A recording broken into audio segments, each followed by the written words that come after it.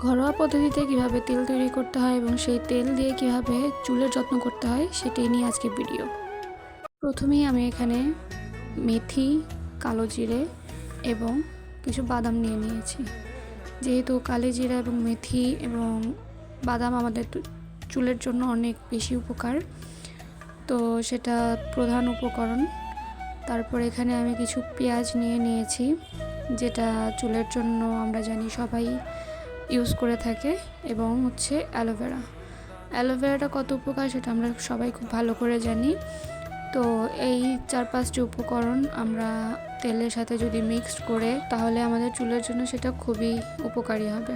প্রথমে আমি কালোজিরা এবং মেথিগুলো ভালো করে ব্লেন্ডার করে নিব, যেহেতু এটা একটু দানা দানা টাইপের, তো তেলের সাথে সহজে মিক্সড হবে না। অনেকেই এটা আস্তেও দিয়ে থাকে, আমি এটা গুঁড়ো করে দিতে বেশি পছন্দ করি, তাহলে আমার মনে হয় যে গুঁড়োটা দিলে বেশি উপকার হবে।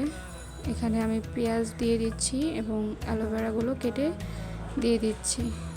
সবগুলো একত্রে মিক্স করার পর তারপর আমরা চলে যাব তেল তৈরিতে। আমি একটি কড়াইতে প্যারাশুট যে নারকেল তেলটা রয়েছে সেটা ঢেলে নিচ্ছি।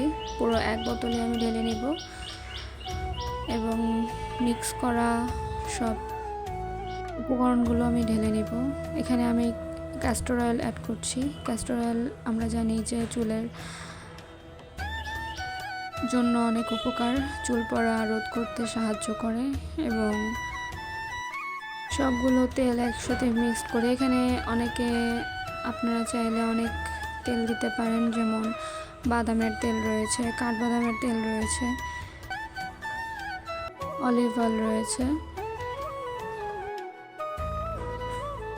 আমি এখানে কিছু সরিষার তেল অ্যাড করব, কারণ সরিষার তেল চুলের জন্য অনেক উপকার। এসব অ্যাড করার পর কিছুক্ষণ জাল দিলে দেখা যাবে যে যেই উপকরণগুলো আমি করেছি সবগুলো কালো হয়ে যাবে, এবং তেলটাও একটু সাদা রং থেকে হলুদ রঙের বা বাদামি রঙে। ভিডিওটি ধৈর্য সহকারে দেখার জন্য সবাইকে ধন্যবাদ, এবং আমার পেজটির পাশে থাকবেন, লাইক করবেন, ফলো করবেন। ধন্যবাদ।